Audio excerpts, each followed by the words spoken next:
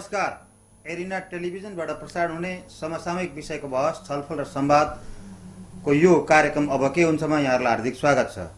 आज नेपालीहरूको दोस्रो महत्त्वपूर्ण चाड तिहार एवं तिहारसँगै जोडिएको बलिहाङ तङनाम महपूजा नेपाल सम्वतको विषयमा छलफल गर्नका निम्ति प्राध्यापक डाक्टर बद्री विशाल पोखरेल, डाक्टर मोहन तुम्बाहाङ र नेवादेय दबुका केन्द्रीय सदस्य पूर्ण कृष्ण श्रेष्ठलाई मैले आमन्त्रण गरेको छु। स्वागत छ यहाँलाई। धन्यवाद। नमस्कार। यो नेपालीहरूको महत्त्वपूर्ण चाड तिहार सँगै जोडिएका अरू चाडहरू कम महत्त्वका छन्, तिहारलाई मात्रै महत्त्व दिने गरिन्छ राजकीय हिसाबले। के लाग्छ बद्री सर? यो अत्यन्तै महत्त्वपूर्ण प्रश्न गर्नुभयो पदमजी। अब यसमा चाहिँ के हुन्छ भन्दाखेरि अलिकति चाहिँ यो शासकीय चाहिँ प्रभावले पनि काम गर्छ हैन। किनभनेदेखि अब त्यो दसैँ तिहार जस्ता केही चाडपर्वहरू जो चाहिँ के भन्दाखेरि अब सामन्तवाद त्यसको नायकले चाहिँ अलिकति नजिकबाट निहाल्ने वा अङ्बर गर्ने वा आत्मसात गर्ने भएकै हुनाले अब बडा दसैँ छोटा छैट भने जस्तो हुने यो पनि अवस्था हो। र त्यो समयक्रममा चाहिँ के भन्दाखेरि त्यो राजकीय नेतृत्वको अलिकति थोरै भए पनि संरक्षण, प्रश्रय र प्रोत्साहन र त्यो चाहिँ उनीहरूले चाहिँ आत्मसात गरेको हुनाले पनि सञ्चार मिडिया प्रभावले पनि त्यो अलिकति यसरी अगाडि बढेको जस्तो लाग्छ मलाई। मोहन सर, यो चाहिँ तिहारलाई आम रूपमा बुझाइमा यो चाहिँ बाहुनहरूको चाड हो भन्ने बुझिन्छ, तर तपाईँहरू पनि किराँतीहरूले किराँत मुन्दुममा बलियाङ तङनामको बहुत महत्त्व छ। तपाईँ मुन्दुमविद पनि भएको हिसाबले के हो यो बलियाङ तङनाम भनेको? ट्याक्कै तिहारसँगै मिलेको हो कि फरक हो कि के हो यो?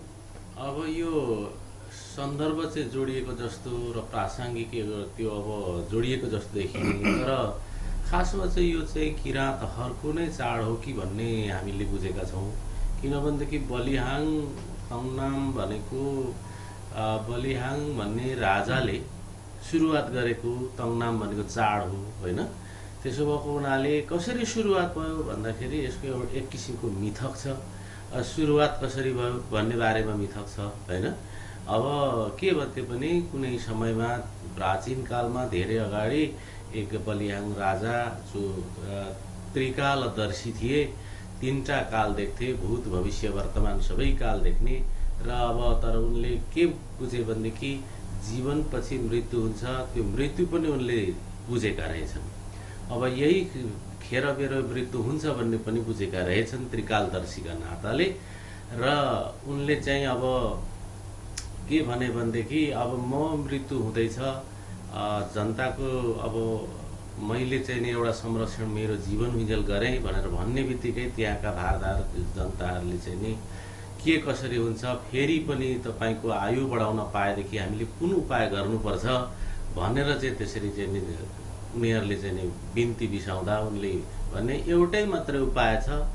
अब यो कालो औँसीको रात, हामी त यसलाई लासिक भन्छौँ औँसीलाई, औँसीको रातमा चाहिँ तिमीहरू झलमल बत्ती बालिराख होइन, झलमल बत्ती बालिराख। तर त्यति हुँदाहुँदै पनि त्यो कहाँ कहाँ मानिसको छाया जस्तो भएर त्यो यमराज मलाई लिन आउनेछ। अब त्यतिखेर तिमीहरूले अनुनय विनय गर्नुपर्नेछ, बिन्ती बिसाउनु पर्नेछ, मेरो चाहिँ नि आयुको लागि, मेरो अझ बढी आयु थप्नको लागि भनेर बिन्ती गर्नुपर्ने हुन्छ।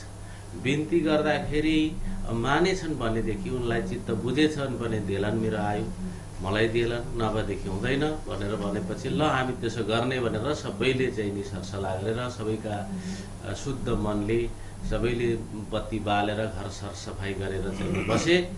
नभन्दै अब बेलुका छाया जस्तो बनेर आएको कुरा गर्छ होइन। छाया जस्तो भएर आयो। अब आएपछि उनीहरूले अनुनय विनय गर्दै अनि के भन्न थाले भनेदेखि लौ सबैले सघाउँ है, फासिङ लौ भनेर भने। फासिङ भनेको सघाउनु हो होइन। फासिङ लो भन्दा भन्दै त्यो भैलो भयो अरे, फाइलो हुँदाहुँदै भैलो भएर अहिले चाहिँ भैलो भएको छ। फासिङमा भनेको चाहिँ सरसहयोग गरौँ, लौ राजालाई बचाउनुपर्छ, सबैले सरसहयोग गरौँ, अब नभए हाम्रो इतिहास बल्छ भनेर त्यसरी भनेर फासिङ लो भन्दै मानिसहरूले यताउता चाहिँ नि गए, झुन्ड झुन्ड बनेर गए, सबैले बत्ती बालौँ, लौ राम्रोसँग यसरी प्रार्थना गरौँ, हाम्रो राजालाई बचाउनु पर्छ भनेर भने। अनि त्यसपछि चाहिँ गएर अब उनले के गरे भने भोलिपल्ट मिरमिरे हुँदाखेरि राजा त त्यो छाया आउने बित्तिकै मुर्छा परे। त्यसपछि अब जनताहरू रोइ कराई तिनै प्रार्थना गर्न थाले, एक चित्त एक मन भएर। भोलि जब राजा बिउजिए, पुनर्जीवन प्राप्त गरे, त्यसो भएपछि त्यही अंशी भनेको चाहिँ ऊ अब फेरि पनि पो बिउज्यो, राजाले त पुनर्जन्म पो प्राप्त गर्यो, त्यही भनेको आयो होइन, अंशी भनेको फेरि जन्म लिएर आयो भनेर, अनि त्यही अंशी गर्दा गर्दा देउसी भएछ। अब त्यति भएपछि अब सबै खुसी भए, राजा बाँचे, पुनर्जन्म भयो। त्यसपछि खुसी भएपछि उनीहरू चाहिँ अब यो चाहिँ सबैलाई अब सुनाउनु पर्छ, हामीले सबैलाई सुनाउनु पर्छ, जनताहरूलाई सुनाउनु पर्छ। शोकमा बसेका छन्, राजा के हुने हुन् भन्ने पिर छ, त्यसैले जाउँ भनेर अब झुन्ड हुँदै गए। जाँदाखेरि उनीहरूले के गरिदिए भने दिन थियो, अनि अब उनीहरू त शोकमग्न बनेर के भन्छ भनेर एकचित्त भएर बसेका थिए। अनि उनले भने, लौ साथी हो, अब हाम्रो राजा त बाँचे, त्यही अंशी भयो होइन, भयो। अब त्यसपछि गएर हामीले चाहिँ नि यो त दिउँसो भइसक्यो साथी हो, तिमीहरू त निर्ढुक्क भएर बसेका छौ, निमग्न भएर बसेका छौ, दिउँसो भयो, लारिङ्गे होइन, दिउँसो भयो अहिले। अब डुल्दै जाँदाखेरि सबै ठाउँ दिउँसो पुग्दैन थियो त्यो राज्यमा, बेलुका पनि पुग्यो। लारिङ्गे भनेको चाहिँ अब जुन पनि झुल्किसकेको छ साथी, नामलिङ्गे भनेको दिउँसो भयो, लारिङ्गे भनेको चाहिँ रात पर्यो होइन, जुन पनि झुल्किसक्यो। त्यसैले तिमीहरू आफ्नो ध्यानबाट उठ, राजा बाँचिसके भन्दै गए। अब त्यसो भनेपछि उनीहरूले त बडा खुसी भएर अनि मिठा मिठा पकवान बनाएर ती मान्छेहरू जो आएका थिए झुन्ड त्यसरी चाहिँ देशभरि समाचारहरू पुर्याउनेलाई अब उनीहरूले बडा मिष्ठान भोजनसहित उनीहरूले स्वागत गरे, र स्वागत गरे बापत उनीहरूले आशीर्वाद दिए। फेरि ती पुर्याउन जानेहरूले अब आशिष पनि दिन्छौँ हामी त्यसै गरेर होइन, आशीष पनि दिन्छौँ। त्यसैले गर्दाखेरि यो चाहिँ मलाई जहाँसम्म लाग्छ अब यसैबाट नै उठान हुन्छन् होइन, हुने नै फासिङलो भन्दा भन्दै फाइलो भन्दा भन्दै भैलो भनेर भएको जस्तै अब चुडा लुप्त हो, बिस्तारै चुडा हुँदै चुरलुप्प भयो अहिले होइन। यसरी चाहिँ शब्दहरू बनेर यस्तो महत्त्वपूर्ण ऐतिहासिक चिज आज वर्तमान सत्ताले, अहिलेको राज्यले त यसलाई त्यो ढङ्गले बुझाउँदैन नि, के लाग्छ सटम त? यो अहिले त्यो यो छायामा परेको देखिन्छ। वास्तवमै गर्दाखेरि अब भाइटिका यी आदि इत्यादि कुरा प्रसङ्ग आउँदैन यसमा चाहिँ होइन। हाम्रोमा बत्ती सत्ती बाल्ने, सरसफाइ गर्ने, मिष्ठान नखाने र यसरी चाहिँ नि लु बाँचे है हाम्रा राजा देउसिरे होइन, त्यही औँसिरो भन्दा भन्दै देउसिरे भएर चाहिँ भएको कुरा चाहिँ एकदम अब यो उल्लेख छ। त्यसै मनोज्ञान अथवा कपोल कल्पित जस्तो लाग्दैन। यो बिहान पुग्दा नामलिङ्गे, बेलुका पुग्दा भिन्दै जाँदा बेलुका पुग्दा लारिङ्गे। म तपाईँसँग फेरि आउनेछु। म पूर्णकृष्ण दाईसँग अलिकति जाउँ। यो तिहारकै बिचमा महपूजा नेवारहरूले गर्छ, ट्याक्कै चाहिँ भाइटिकाको अघिल्लो दिन महपूजा गर्छन्। के प्रसङ्ग छ यो तिहारसँग, यो महपूजाको के सम्बन्ध छ? धन्यवाद सर, यो अति महत्त्वपूर्ण विषय तपाईँले प्रश्न राखिदिनुभएकोमा। यो तिहार र महपूजा भन्ने विषय चाहिँ एउटा अनुसन्धानको विषय बनेको छ। यो कहिलेदेखि हाम्रो समाजमा, हाम्रो इतिहासमा आयो भन्ने कुरा चाहिँ आधिकारिक रूपमा हामीले अहिलेसम्म प्राप्त गरेका छैनौँ। तर हाम्रो महपूजा चाहिँ 18औँ शताब्दीदेखि, आजभन्दा 1800 वर्ष अगाडिदेखि महपूजा चाहिँ हाम्रो नेवार समुदायमा र तत्समयमा चाहिँ सम्पूर्ण नेपालीहरूले नै मनाउने चाड मानिन्छ। अहिले आएर चाहिँ यो नेवारहरूको मात्रै मौलिक चाडको रूपमा रूपान्तरण भएको। त्यतिखेरको नेपाल अन्त काठमाडौँ हो नि त, काठमाडौँवासीले अहिले पनि मान्छन्। त्यतिखेर काठमाडौँमा पनि त अरू जाति पनि त थिए होला नि। तर अब हाम्रो डाक्टर यो इतिहास शिरोमणि बाबुराम आचार्यज्यूले सम्पूर्ण नेपालीहरूले नै त्यहाँ जति जाति थिए ती सबैले चाहिँ मान्ने गर्दथ्यो भनेर चाहिँ इतिहास हाम्रो आउँछ। र महपूजा र अब यो तिहारको बिचमा एक आपसमा कस्तो तरिकाले सम्बन्ध गाँसिएर आएको हो भन्ने चाहिँ हाम्रो इतिहासमा त्यसरी एकछिन यसरी आएको भन्ने चाहिँ पाइँदैन। तपाईँसँग अर्को प्रसङ्ग जोडौँ। ट्याक्कै यही चाहिँ तिथिमा नेपाल सम्वत पर्छ। नेपाल सम्वत चाहिँ नेपालीहरूका निम्ति कानुनी रूपमा राष्ट्रिय सम्वत हो, अन्तर्राष्ट्रिय कानुनको दृष्टिकोणमा राष्ट्रिय सम्वत हो। नेपाल संयुक्त राष्ट्रसङ्घको सदस्य भएका मितिमा नेपाल सम्वतलाई चाहिँ बनाएको थियो। यो चाहिँ अहिले राज्यले सम्बोधन गरेको छैन। म यो विषयमा तपाईँसँग प्रसङ्गमा आउनेछु। छोटो व्यापारिक विश्राम बेला भएको छ, म व्यापारिक विश्राम पछि आउँछु। यो व्यापारिक विश्रामपछि भवसलाई निरन्तरता दिनेछु।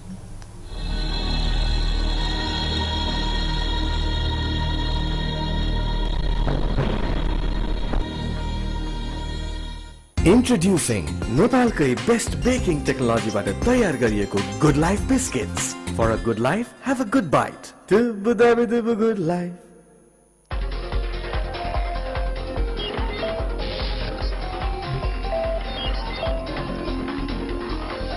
दृढ संकल्पको लागि चाहिन्छ विश्वासिलो सिमेन्ट, त्रिशक्ति सिमेन्ट। मजबुत निर्माणको लागि चाहिन्छ शक्तिशाली सिमेन्ट, त्रिशक्ति सिमेन्ट। सुरक्षित भविष्यको लागि चाहिन्छ गुणस्तरीय सिमेन्ट, त्रिशक्ति सिमेन्ट। नयाँ नेपाल निर्माणमा भागीदार त्रिशक्ति सिमेन्ट।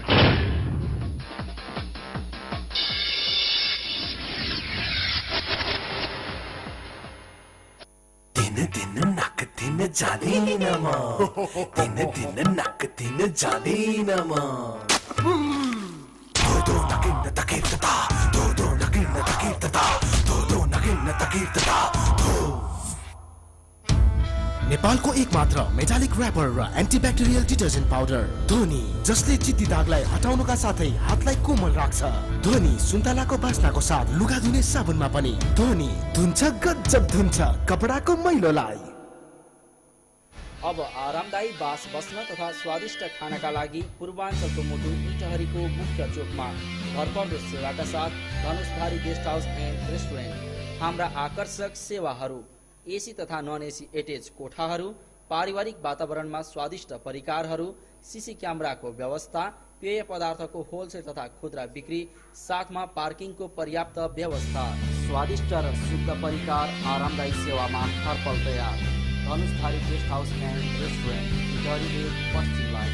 सम्पर्क 025 582 224, 98 073 55 001, 98 425 88 928।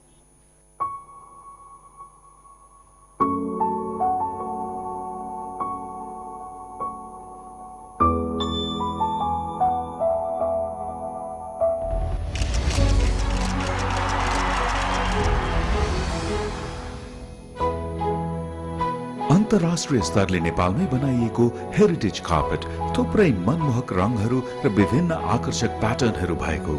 हेरिटेज कार्पेट आरामदायी अनि बेग्लै अनुभवका लागि। त्रिशक्ति टेक्निकल इन्स्टिच्युट विगत वर्षहरूमा जस्तै यस वर्ष पनि 100% डिस्टिन्सन ल्याउन सफल इटहरीको एकमात्र हरेक सुविधा सम्पन्न टेक्निकल इन्स्टिच्युटमा सिभिल सब ओभरसियर 15 महिने, इलेक्ट्रिकल सब ओभरसियर 15 महिने कोर्सको सीमित सिटहरू बाँकी रहेको हुँदा एसएलसी र इन्ट्रान्स दिएका इच्छुक विद्यार्थीले समयमै सम्पर्क गर्नुहोला। सम्पर्क त्रिशक्ति टेक्निकल इन्स्टिच्युट प्राली, इटहरी 4, ट्याङ्ग्रा पुलोत्तर। Phone 025 583 024, mobile 98 520 55 360। फारम भर्ने अन्तिम मिति यही मङ्सिर 6 गते। प्रवेश परीक्षा मङ्सिर 8 गते दिउँसो 2 बजे। सरगम दोहोरी एन्ड गजल साँझ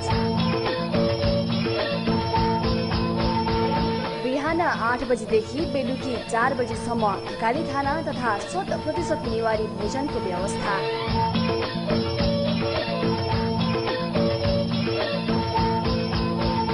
सम्पर्क न्यू रिदम ग्रुप इटहरी 98 26 38 800 र 98 086 84 419। नमस्कार, म बलराम आचार्य। हाम्रा सम्पूर्ण ग्राहक तथा शुभचिन्तकहरूमा विजयदशमी 2072 को मङ्गलमय शुभकामना साथै शुभ दीपावली र छैठ पर्वको पनि यहाँहरूलाई शुभकामना। यहाँहरूको घरमा दुर्गा माताले रक्षा गरौँ र लक्ष्मीजीले बास गरौँ भन्दै म र मेरो संस्था गोर्खा डिपार्टमेन्ट स्टोर परिवारको तर्फबाट यहाँहरूलाई मङ्गलमय शुभकामना। सधैँ शान्ति रहोस्। नमस्कार, म राजकुमार तामाङ विजय दशमीको शुभ दीपावली तथा छठ पर्वको उपलक्ष्यमा स्वदेश तथा विदेश रहनुहुने सबै नेपालीमा हार्दिक मङ्गलमय शुभकामना व्यक्त गर्दछु। युनाइटेडको दशैं धमाका।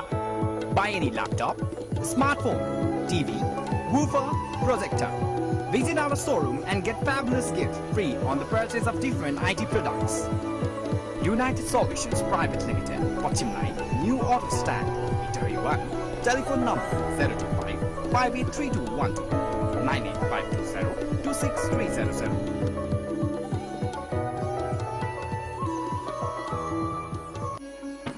विजया दशमी, शुभ दीपावली तथा छठ पर्वको पावन अवसरमा हामी हाम्रा सम्पूर्ण शिक्षक, शिक्षिका, विद्यार्थी, अभिभावक, कर्मचारी तथा सञ्चालक समितिमा हार्दिक मङ्गलमय शुभकामना व्यक्त गर्दछौँ। शक्ति स्वरूपा माता दुर्गाको कृपाले तपाईँहरूको प्रगति, उन्नतिको समेत कामना गर्दछौँ। प्राचार्य एवं नेपाल दयानन्द वैदिक मिसन ग्लोबल एकाडेमी इटहरी परिवार।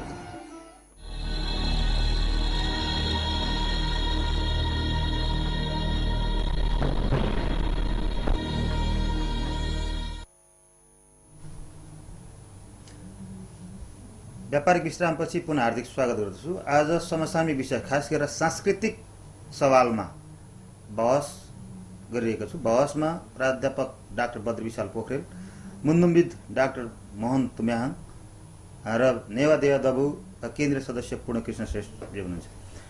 म पूर्णकृष्ण तपाईँसँग कुरा गरिरहेको थिएँ। यो नेपाल सम्मत चाहिँ किन मान्यता प्राप्त गर्न सकेन? यसले राजनीतिमा, यो संस्कृतिमा के प्रभाव पार्छ, के लाग्छ तपाईँलाई? वास्तवमा नेपाल सम्मत नेपाल सरकारको तर्फबाट 1956 इस्वी सम्मत 1956मा संयुक्त राष्ट्र सङ्घको सदस्यता बन्ने अवसरमा बेलामा नेपाल सरकारले नेपाल सम्वत र हाम्रो रञ्जना लिपि, नेवारहरूको रञ्जना लिपि प्रयोग गरेर मात्र संयुक्त राष्ट्र सङ्घको सदस्यता प्राप्त गरेको थियो र यो सम्वत निरन्तर रूपमा अहिले पनि पञ्चाङ्गको रूपमा चाहिँ चलिराखेकै छ र वास्तवमा विक्रम सम्वत 1960मा श्री 3 चन्द्र शमशेरले नेपाल सम्वतलाई हटाएर विक्रम सम्वतलाई औपचारिक रूपमा यस मानेमा ल्याएको छ कि नेपाल सम्वत प्रत्येक 4 वर्षमा अधिक मास आउने भएको हुनाले 1 महिनाको तलब बढी खुवाउनु पर्ने भयो भन्ने मनसायले चाहिँ विक्रम सम्वत मिलाएर लिएर आएको भनाइ छ। त्योभन्दा अगाडि प्रयोग हुन्थ्यो। प्रयोग चाहिँ भइरहेछ। अहिले पनि सामाजिक रूपमा, व्यावहारिक रूपमा हाम्रो हरेक धर्म कार्य, पितृ कार्य, सम्पूर्ण मुहुर्तहरूमा चाहिँ नेपाल सम्बन्धै प्रयोग भइरहेछ। हाम्रै तिथिमितिहरू प्रयोग भइरहेछ। तर राज्यले चाहिँ औपचारिक रूपमा विक्रम सम्वतलाई नै मात्रै मान्यता दिइरहेको छ। यद्यपि अहिले यो 2065 सालमा आएर नेपाल सरकारले राष्ट्रिय सम्वतको रूपमा मात्रै मान्यता दिएको छ। तर हाम्रो यो नेपालको मौलिक सम्वत भनेको यसमा नै हामीले बुझिन्छ कि यो चाहिँ विश्वमा नै एउटा जुनसुकै देशमा चलेको सम्वतहरू भए पनि या त राजाले सञ्चालन गरेको आफ्नो कार्यकालमा या त धर्मगुरुहरूले, तर नेपालको सम्वत चाहिँ एउटा व्यापारी, एउटा नेपाली नागरिकले आफूले कमाएको अकुत सम्पत्ति चाहिँ दासदासीहरूलाई ऋणमा डुबेका, चुरोमा डुबेका त्यस समयका जनताहरूको चाहिँ मुक्तिको लागि प्रयोग गरेको र यो सम्वत चाहिँ वास्तवमै संसारमा जनताले प्रयोग गरेको, जनताले चाहिँ युग परिवर्तन गरेको कहीँ पनि इतिहास छैन र यो एउटा विश्वमा नै नागरिकको नामबाट सञ्चालन भएको र नेपाल राष्ट्रको नाममा र कुनै पनि देशमा तपाईँ सम्बन्धको विषयमा सोधिहाल्नुहोस्, आफ्नो देशको नाममा संसारमा कहीँ पनि सम्बन्ध छैन। तर यस्तो हाम्रो चाहिँ मौलिक पहिचान भएको सम्बन्धलाई अहिलेसम्म नेपाल सरकारले औपचारिक रूपमा प्रयोगमा नल्याउनु भनेको एउटा दुःखलाग्दो विषय नै बनेको छ। म तपाईँसँग आउँछु थरी पनि। भद्री सर, दुईटा विषय तपाईँसँग म प्रवेश गराउँछु। एउटा त तपाईँ गणतन्त्र आयो, अहिले भारतवर्षका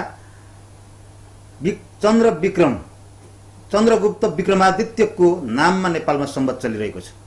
नेपालको जनताको तहबाट एउटा महत्त्वपूर्ण योगदान गर्ने व्यक्तित्वको नाममा इतिहासमा दर्ज भएको नेपाल सम्बन्धलाई चाहिँ स्थापित गरेको छैन। त्यो गणतन्त्र र अहिलेको विक्रम सम्बन्धको कति तादात्म्य हुन्छ यो विषय र यो तिहार चाहिँ मैले अघि प्रसङ्ग जोड्नुभयो, यस्तो ऐतिहासिकता रहेछ बलियान्तङ नाम। यो र चाहिँ सत्तासँग, संस्कृति र सत्तासँग के सम्बन्ध छ? धन्यवाद छ, अत्यन्तै महत्त्वपूर्ण प्रश्न हो। अब नेपाल सम्बन्ध चाहिँ जङ्गबहादुरको पालासम्म चलेको भन्ने मैले बुझाएको छु। पृथ्वीनारायण शाहको पालामा पनि चलेको, चन्द्र शमशेरको पालामा अहिले हाम्रो पूर्ण कृष्णजीले भने जस्तै त्यस्ता केही अब चाहिँ अधिक मासको विभिन्न कारणबाट त्यो स्थगित भएको अथवा त्यसलाई चाहिँ ओझेल पारिएको भन्ने बुझिरहेको छु मैले। त्यसो भएको हुनाले अब मूल कुरा के रहेछ भन्दाखेरि पहिलो कुरा त त्यो आम जनता जनसाधारणको त्यो चाहिँ तल्लो तहको श्रमिक वर्गको जनताको तहबाट गरेका कामहरूलाई माथिल्लो स्तरमा शीर्ष स्थानमा राख्नका लागि ठुलो सङ्घर्ष गर्नुपर्ने अवस्था हो र त्यो सङ्घर्षलाई सफल बनाउनका लागि अझ त्यसलाई व्यावहारिक रूप दिनका लागि चाहिँ सम्बन्धित विषय विज्ञहरूले पनि अलिकति सरलीकरण गर्नुपर्ने कुरा पनि हुन्छ। नेपाल सम्बन्धलाई प्रयोगात्मक रूपमा अलि सरलीकरण गर्नका लागि सम्बन्धित विज्ञहरूको अलिकति चासो कम भएको मैले बुझिराखेको छु। नेवा पूजाका कार्यक्रमहरूमा पनि त्यो कुरा चाहिँ के भन्ने साथीहरूले गरिरहनु भएको छ एउटा कुरा। र अब नेपाल सम्बन्ध वास्तवमा चाहिँ के भन्दाखेरि एउटा नेपाली जनताको छोराले एउटा चाहिँ परोपकार सेवाको भावनाबाट उद्वेलित भएर तपाईँको आफू मिठाई अरूलाई दिनु चाहन्छ भने जस्तै जुन गरेको हो त्यो त सर्वोपरि महत्त्वको कुरा हो। त्यसलाई लागू गर्ने कुरामा चाहिँ के प्रयोग गर्ने कुरा अब स्वीकृत भइसकेको छ। सरकारले 46 सालपछिको सरकारहरूले क्रमशः चाहिँ अब सङ्कट र शाखालाई राष्ट्रिय विभूति गर्न घोषणा गर्नदेखि लिएर कामहरू गरिरहेको छ। त्यसलाई प्रयोगमा ल्याउनका लागि चाहिँ हामी सम्बन्धित क्षेत्रका विज्ञहरूले चाहिँ त्यसलाई सरलीकरण गर्न लाग्नुपर्छ। अब राजा महाराजाको स्तुति प्रशंसामा सुरु गर्ने धर्माधीशहरूको बारेमा गर्ने कुरा त पूर्णजीले भनिसक्नु भएको छ। अब मलाई के लाग्छ भने तपाईँले अत्यन्तै महत्त्वपूर्ण कुरा गर्नुभयो। सांस्कृतिक रूपान्तरको सवाल तपाईँको प्रश्नसँग जोडिएको छ। हेर्नुहोस्, हाम्रो त के संस्कार भयो भन्दाखेरि उहाँले हाम्रो चाहिँ डाक्टर मोहन तुमाङले भन्नुभयो अब यही अवसरमा चाहिँ के अरे बलिहाङ चाहिँ तङनाम भएर जुन कुरा आयो, यो सबै चाडपर्वहरू तपाईँ हेर्नुहोला शरदकालमै छन्। जुनसुकै जाति सम्प्रदायका किन नहुन्, शरदकाल भनेको न जाडो न गर्मी होइन। अब काम गरेर चाहिँ तपाईँको परिश्रम गरेर लस्ट भएपछि चाहिँ आराम विराम खुसी सुखी सम्पन्न यसो विश्राम गर्ने पुनर्ताजगी प्राप्त गर्नका लागि कृषि युगबाट सुरु भएका पर्वहरू रहेका छन्। हेर्नुहोस्, पर्वको हिसाबमा त्यो सुरुमा जुन पर्व चाहिँ चाडपर्व सुरु भए त्यो कुनै जाति समुदायसँग कुनै धर्म सम्प्रदायसँग साह्रै नजिक भएर जोडिएको भन्दा एउटा मानवीय उदात्त चाहिँ के भन्दाखेरि रिफ्रेसमेन्ट भन्छ नि, पुनर्ताजगी प्राप्त गर्नका लागि मानिसहरूले हर्ष उमङ्ग एउटा प्रकृतिको स्वभाव पनि हो। प्रकृति नै बसन्तोत्सव गर्छ। हेर्नुहोस्, प्रकृति नै शरदोत्सव गर्छ। त्यो हिसाबले सुरु भएको हो। तर पछि आएर चाहिँ के भन्दाखेरि अब जातीयकरण भयो, धार्मिकीकरण भयो, सम्प्रदायीकरण भयो, अनि एक अर्कालाई चाहिँ तपाईँको के भन्दाखेरि अब निचा देखाउने त्यो खालको चाहिँ प्रवृत्ति बढेर गयो। सामन्तवाद र त्यसको नायकले तपाईँको के भन्दाखेरि अब केही संस्कृति परम्परालाई अलिकति के भन्दा उपेक्षा गर्ने, व्यवस्था गर्ने, केहीलाई चाहिँ हातप्रसाद गर्ने वा त्यसलाई स्वीकार गर्ने, सर्वोपरि ठान्ने। अनि सम्बन्धित विषयका चाहिँ केही विज्ञहरू चाहिँ के भने जुन संस्कृति समुदायका साथीहरू हुनुहुन्छ उहाँहरूको पनि चासो चिन्ता पहल कदमी अलिक सुस्तीको कारणले पनि हामी चाहिँ के भन्दाखेरि संस्कृतिको जुन महत्त्वपूर्ण पक्ष हो। अब अहिले तपाईँले भने जस्तै गणतन्त्र कालमा अब पनि बडा दशैँ, अब पनि विजया दशमी, रामले रावणलाई मारेको, दुर्गाले चाहिँ के अरे राक्षसलाई मारेको, देउता र राक्षस भनेका एउटै दिदीबहिनीका दाजुभाइ हुँदैन साँच्चै भन्ने हो भने।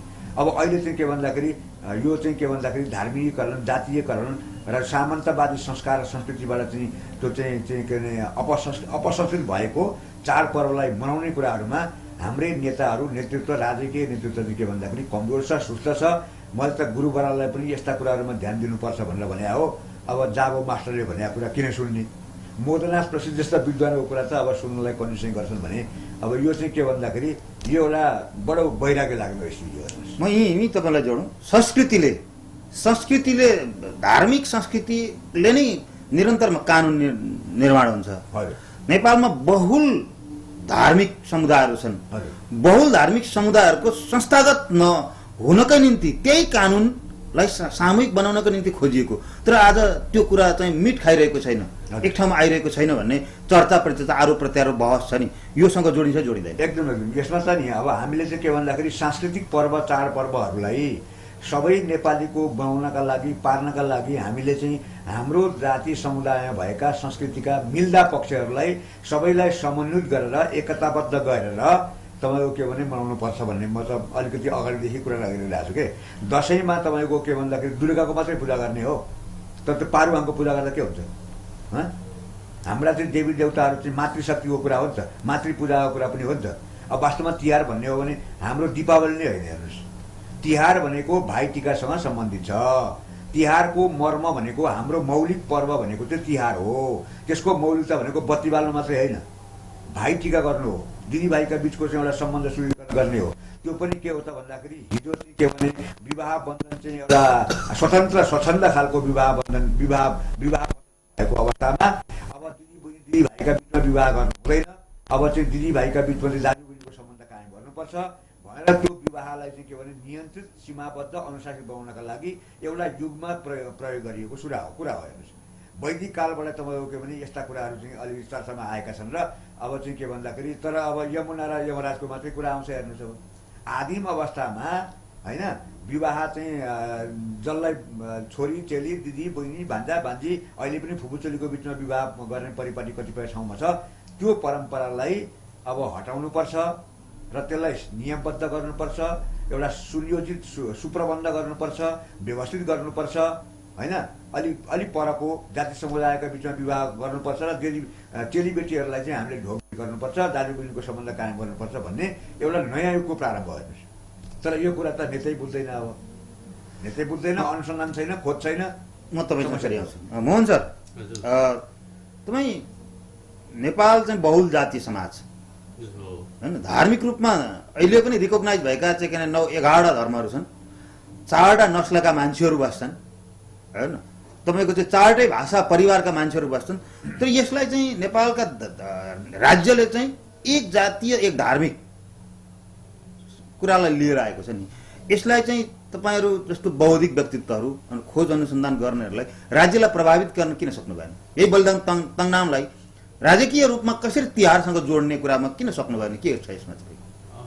यसमा खास गरिकन अब हुन चाहिँ के छ भने यो अहिले एकल्चरेसन भन्ने एउटा पनि उठिरहेछ। कल्चरेसन भन्नाले चाहिँ जो संस्कृतिहरूको मिलन हुने होइन, कुनै मिलन बिन्दुमा मिल्ने अथवा जस्तो अहिले चाहिँ जो यो छठ पर्व आइरहेछ, पहाडीहरूले पनि यसमा सहभागी भएको देखिन्छ। यस्ता खालका जुन एउटा क्रम छ यसलाई चाहिँ कल्चरेसन भन्छ।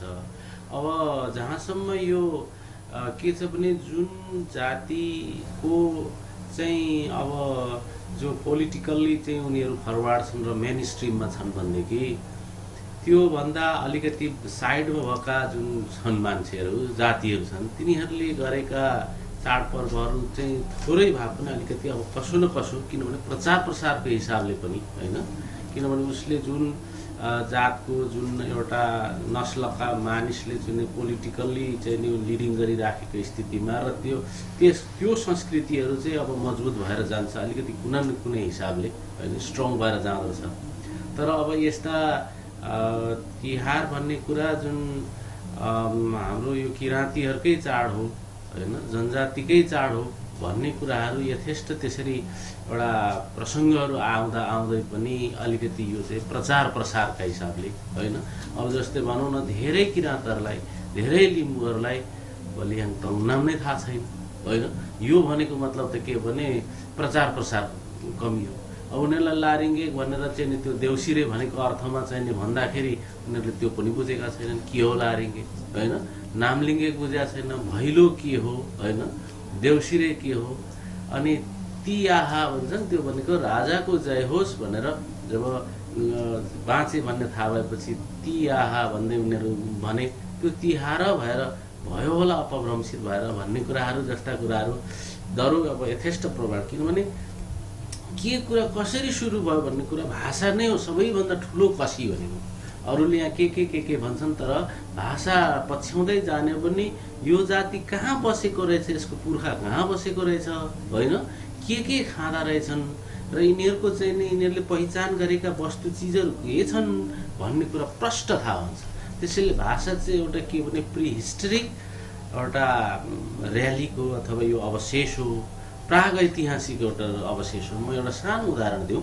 लिम्बू भाषामा तलबाट माथि आउनु परबाट यता आउनु ओर्ल एउटा समान सतहमा आउनु र माथिबाट तल झर्नुको छुट्टा छुट्टै भर प्रयोग हुन्छ जो नेपालीमा प्रयोग हुँदैनन् त्यसरी होइन नेपालीमा प्रयोग हुँदैन त्यसो भएपछि यिनीहरू साँच्चै नै पहाडमै पहिले सुरुवातै यिनको बसाइ पहाडमा रहेछन् किन उकालो ओह्रालो तेर्सो त हिँड्नुपर्छ होइन अब यिनीहरूले अब अरू के छ भने गैँडालाई केदा मात्रै भन्छ अब होइन गैँडालाई उसले भन्ने शब्द नै छैन किनभने त्यो भेटेन नि त म तपाईँसँग फेरि आउँछु पूर्ण किसन दाइ तपाईँ यी प्रसङ्ग चलिरहँदा नेपाल सम्बन्धलाई राष्ट्रिय सम्बन्ध नबनाउनेदेखि लिएर यसलाई प्रयोगमा ल्याउने नल्याउने कुरादेखि लिएर यी समग्र विषयहरूलाई चाहिँ राजनीतिक रूपमा जातीय राज्यको माग उठ्छ नि अहिले मोहन सरले भने प्रष्टसँगले नआए पनि घुमाउरो पाराले के आयो भन्दा त्यो भाषाको संरक्षण चाहिँ यो सत्ताले गर्न सकेन भाषा लिपि संस्कृतिको संरक्षण गर्न छुट्टै राज्य चाहियो प्रदेश चाहियो र त्यो प्रदेश चाहिँ नेपाल अन्तर्गतको हुने हो र नेपालले यी सबै कुरालाई अनि मात्रै बोक्न सक्छ भन्ने कुरा भाव आउँछ तपाईँलाई के लाग्छ यस्तो धन्यवाद छ प्रधानजी अति महत्त्वपूर्ण प्रश्न राखिदिनु भयो र हामीहरूले प्रस्तावित गरेको विषय हामीहरूले ओरिएन्टेसन प्रोग्राम आजभन्दा 12 वर्ष अगाडिदेखि नेपालमा अब सङ्घीय संरचना आउँछ आउँदैन त्यस समयमा 1960को दशकमा 1960मा त्यो हामीलाई थाहा थिएन तर के भनेदेखि पक्कै पनि एक दिन चाहिँ परिवर्तन हुन्छ भन्ने लाग्थ्यो र हामी नेवारहरूको राष्ट्रिय सम्मेलन गरेर पहिलोचोटि 1960मा एउटा राष्ट्रिय सम्मेलन भएको थियो त्यसमा चाहिँ 2060मा 2060मा 60 सालमा भएको थियो त्यसमा स्विस मोडलको प्रजातन्त्र जहाँ चाहिँ सङ्घीयताको स्वरूप अनि दक्षिण अफ्रिकाको सङ्घीयताको स्वरूपमा चाहिँ यो चेतनामूलक कार्यक्रमहरू भएको थियो है त्यस अवस्थादेखि राजनैतिक स्वरूपको हामीहरूले चाहिँ यो भाषिक रूपमा यसरी मात्रै हुन्छ भनिकन चाहिँ चेतनामूलक कार्यक्रम भएको हो हाम्रो चाहिँ र वास्तवमा अहिले नेपालमा जति सत्तासीन राजनीतिक दलहरू पुगे ती सबैले नै एकल जाति एकल यो भाषिक उसलाई नै रूपान्तरण गरेर लाने नै परिपाटी मात्रै सृजना गरिदियो जबकि अरू भाषाभाषीहरूलाई कुनै पनि तरिकाको कुनै पनि प्रशयहरू प्रोत्साहनहरू नेपाल सरकारको तर्फबाट हुन सकेन र हाम्रो चाहिँ प्रस्तावित विषय चाहिँ वास्तवमा हामी त्यतिखेर मात्रै समृद्ध हुन्छौँ जबकि हाम्रो मातृभाषा मौलायो भनेदेखि र हाम्रो मातृभाषालाई राज्यले पहिलो चाहिँ दायित्व राज्यको हो त्यसपछि हाम्रो हो र हामीले पनि आफ्नो मातृभाषा आफ्नो मौलिक संस्कृतिहरूको संरक्षण गर्ने दायित्व हाम्रो पनि हो तर राज्यले चाहिँ यसलाई आफ्नो दायित्वसम्म पनि निर्वाह गर्ने अझसम्म पनि परिपाटी अहिलेसम्म पनि लोकतन्त्र आएर दोस्रो संविधान सभाबाट नयाँ राज्य सत्ता आयो नयाँ संविधान आयो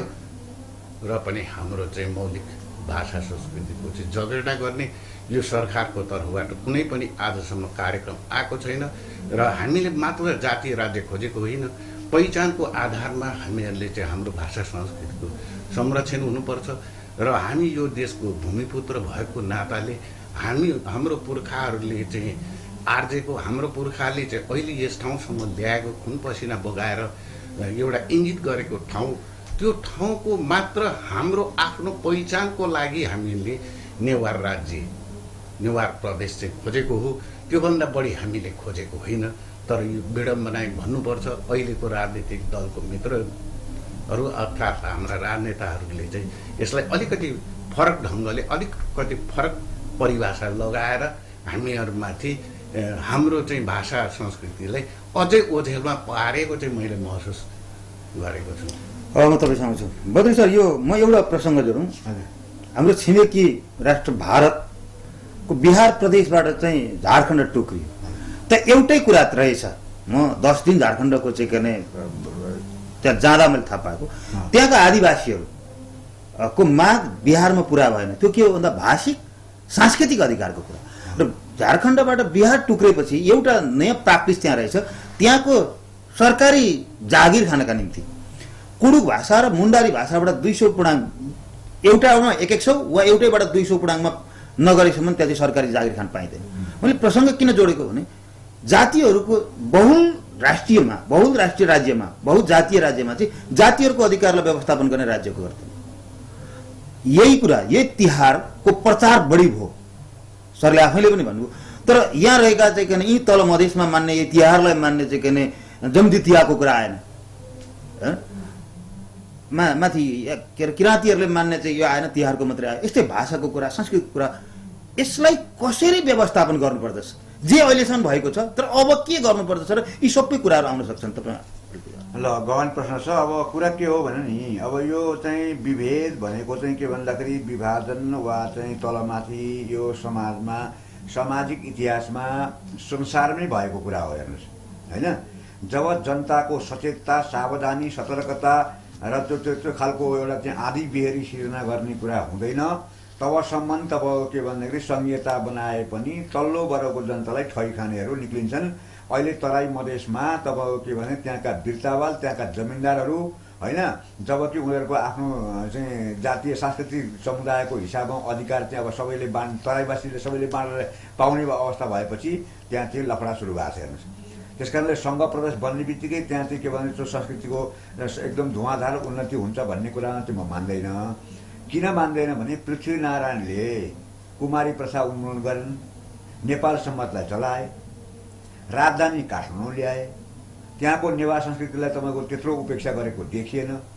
तर पछि चन्द्र शमशेरले अहिले हाम्रो पूर्णजीले भने जस्तै अब 13 महिना मलमास चाहिँ वर्षै अब खासका समयमा मलमास 13 महिनाको तलब खुवाउनु पर्ने समस्या त भयो नि त। त्यसैले कतिपय समस्या चाहिँ हामीले आफूले पनि हेर्नुपर्छ, मनन गर्नुपर्छ, त्यस्तो मलाई लाग्छ। त्यसै गरी तपाईँ हेर्नुहोला देवकोटा त अब बाहुन हो नि त। देवकोटाले 14 सालमा त्रैभाषिक नीति ल्याएको। हेर्नुहोस्, नेपाली अब विभिन्न कारणले त्यो चाहिँ अब त्यो शासकीय जोर जबरजस्ती भन्दा पनि एउटा सरलताको हिसाबले सुरुदेखि नै एकीकरण अभियानमा सबै जाति समुदायमा साझा सम्पर्क भाषाको हिसाबले अगाडि बढ्यो।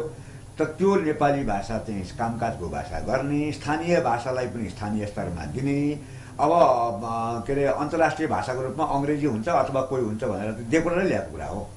त्यसो भएपछि के छ भन्दाखेरि यो सचेतता सावधानी, जब जनता सचेत सावधान सतर्क हुन सक्दैन। अहिले मोहनजी भन्दैछु म, मोहनजी जस्तो एउटा विद्वान डाक्टरले चाहिँ तपाईँको अब यो चाहिँ के भन्दाखेरि यो हाम्रो उहाँहरूले भने जस्तो के अरे त्यो बलिहाम तन्नाम, अब बलिहाम तन्नामको बारेमा चाहिँ के भन्दाखेरि अब किन चर्चा भएन भन्दाखेरि अब त्यो उहाँले अघि भने जस्तै हामी आफै पनि तपाईँको आफ्नो अधिकारका लागि आफ्नो चाहिँ किन उत्थानका लागि त हामी आफै पनि उठ्नु पर्यो है।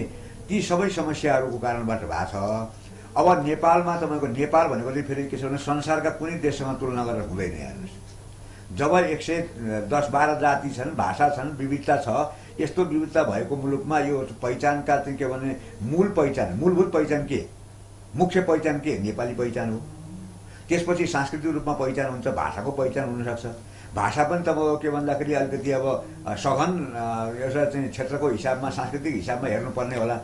त्यसो गरेर एउटा सन्तुलित ढङ्गले देशले धान्न सक्ने खालको सबै अधिकार सुनिश्चित गर्ने खालको अवस्था सिर्जना गर्ने कुराको संहिताको कुरा त कुनै आपत्तिको कुरै भएन। तर अब चाहिँ जाति पछि म यी सहज गरौँ। चीन सङ्घीय राज्य होइन चीन, तर चीनमा 3000वटा जातीय नगरहरू छन् व्यवस्थापन गर्न होइन। 7वटा चाहिँ तपाईँको चाहिँ जातीय प्रदेशहरू छन् मूल चीनमै।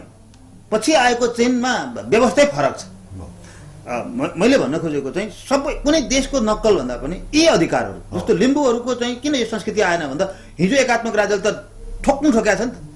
पृथ्वीनारायण शाहले सन्धि गरिसकेपछि पनि सबै याबा साम्बा फेदङबाहरूलाई एक ठाउँमा भेला बोलाएर सारा चाहिँ के जलाउन लागेको छ, आउन सकेन।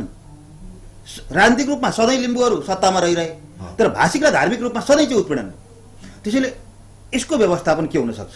मधेसको छुट्टै विषय हो, मधेसको अहिलेको मुभमेन्ट छुट्टै कुरा, दोस्रो फेज हो। आज म के मात्रै भन्दैछु भने यी जातिहरूका भाषा धर्म संस्कृति नै नेपाल हो, नै नेपाल हो।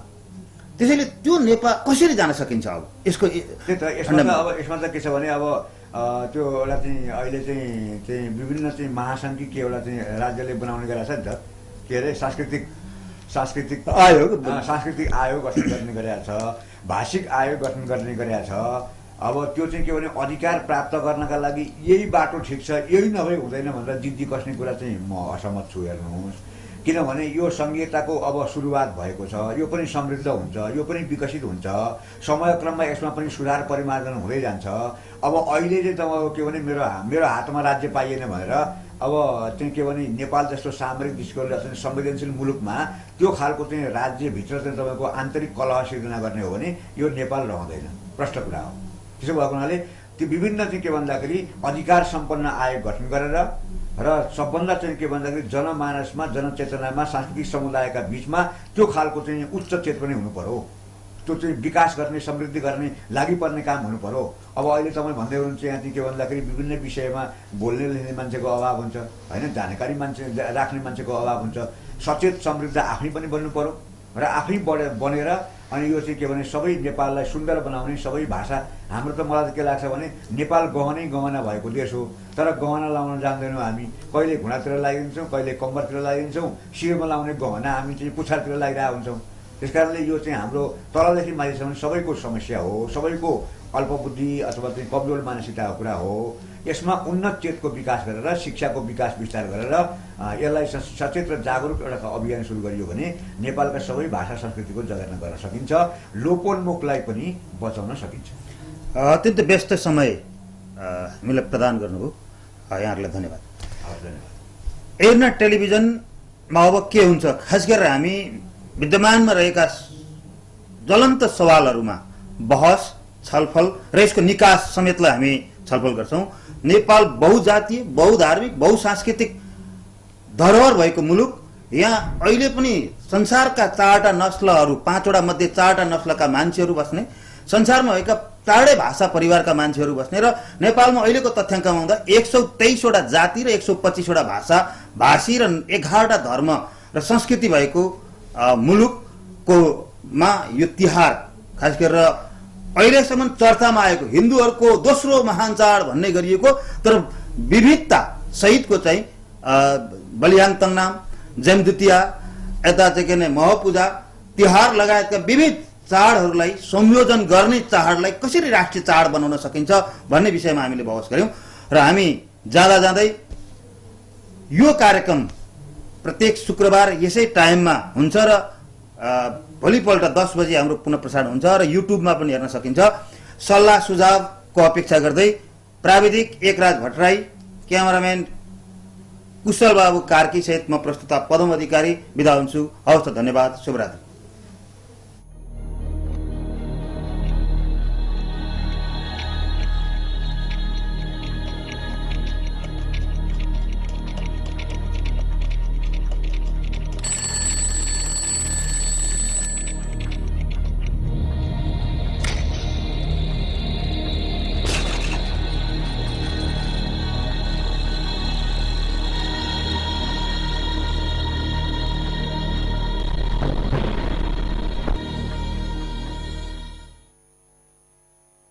भरोसा को बंधन